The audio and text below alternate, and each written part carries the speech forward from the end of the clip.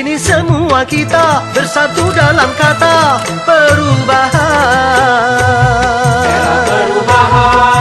Merubah kemapanan menuju perbaikan bagi bangsa.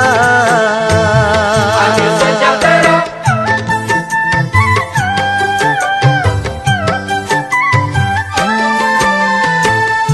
Janganlah perubahan menjadi kemunduran, salah kaprah.